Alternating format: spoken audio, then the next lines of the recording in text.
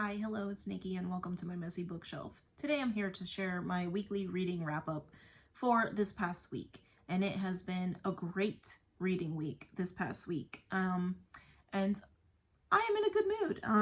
Today is my 41st birthday and my channel just turned 1 year old. So I have been having so much fun with this channel over the past year, and I just had a great reading week and I had a lovely weekend with my family, so I'll just get into it. So the first book that I finished was Jane Eyre by Charlotte Brontë, and I think everyone has heard of Jane Eyre. Jane Eyre is just the most wonderful, delicious, dark and atmospheric classic about a governess who experiences some hardships in her life. So she is a very thoughtful and intelligent young woman, and we follow her from her childhood in a not very nice situation to her time at school and to the time where she becomes a governess at Thornton Hall. And I don't want to say too much because I feel like part of the charm of this book is following her throughout her life, but she experiences a lot of hardship, and just the way she deals with it is, I think, part of the charm of this book. So wonderful. It was a reread for me, and I actually started reading it because I was looking for an audiobook to listen to in the car, and I was reading this book, which I also just finished, and this is The Eyre Affair. So I did end up reading most of this in the physical copy, but I started listening to it, and then I was like, okay, I need to finish this. So finished Jane Eyre, and then I was reading The Eyre Affair by Jasper Fforde. I talked about it, I think, in the last 2 videos that I made, and this is a book where we are in an alternate universe that is our world, and we are following a woman who is a literary detective, and she is searching for the culprit involved with stealing a manuscript of the manuscript of Martin Chuzzlewit, written by Charles Dickens. And then we get further into the book, and all kinds of bizarre things are happening. We have alternate timelines from things that actually happened in our world, things that happen in our world that the outcome is different in their world, and we have people plucking characters out of books. So we come to the main point of this book, and a character is plucked from Jane Eyre.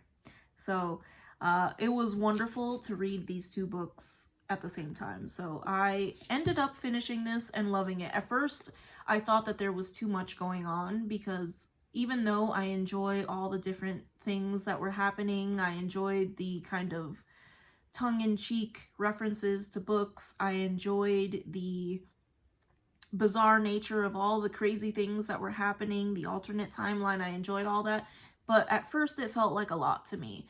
But as I read further, I couldn't put it down. So I did end up finishing this. I really enjoyed this one, and am looking forward to getting into further books because this is a series. So this is the first in the series, and I enjoyed it very much. The next one that I read was for middle grade March, and that is Small Spaces by Katherine Arden. And this is a book about a group of children, tweens, if you will, that go on a field trip to a farm, and there is a very mysterious story about something that happened on the farm many, many years ago. And it is the most deliciously creepy book that I have read in a very long time. It was terrifying, but also because it's a middle grade, I knew it wasn't going to be too terrifying throughout the whole book, but it was creepy, scary, and delightful. So they go to a field trip, and there are many scarecrows there, and our main characters have to make it through the forest to get back to their world because they have been trapped on the other side of the mist. And I will say no more because I don't want to give spoilers, but if you are looking for something that is scary but not too scary, I highly recommend this book. This was delightful, and I have the second one on my shelf, and I plan on reading that one this month as well because it is still middle grade March, and I loved it so much. The next one that I read is The Moongarden, and this is by Michelle A. Barry. And this was the group, or one of the 2 group reads for the middle grade March event that is occurring. And this is sort of a retelling of The Secret Garden, but it's in space. And I was a little skeptical at first, but I have to say that once I started it, I highly enjoyed it. So I could tell certain characters were sort of parallels to characters that are in The Secret Garden, but then it completely goes in a different direction, and it was not at all like The Secret Garden at the end. So I really enjoyed this one, and I was a little disappointed at the end because I thought I was going to get more answers, but it is a series, and I do plan on picking up the next one because now I need to know what happens. So love this one. We are following our main character here who lives on the moon. She is attending a school for magic on the moon, and there is a shortage of food. And long ago, the earth and all its plants became poisonous, and she stumbles upon a garden. And I will say no more. And then the other book that I am reading is one that I'm reading with my daughter, though we have stalled because she has been reading the Puppy Place series. So she has been devouring the series. So we kind of stalled on this, but we are reading The Secret Garden, and we have made it to chapter 3, and we will continue reading this when she finishes this current book in her Puppy Place series. The other one that I picked up is because I realized I did not select a nonfiction for the month, and this is This Earthly Globe by Andrea de Robilant. Probably not saying that correctly, but this is a book that is about a quest to create a map of the world. So definitely up my alley, and I'm only on chapter 2, so we just started this. And then the last thing that I am reading is one that I selected as a choice or a possibility for March of the Mammoths, and it is Don Quixote.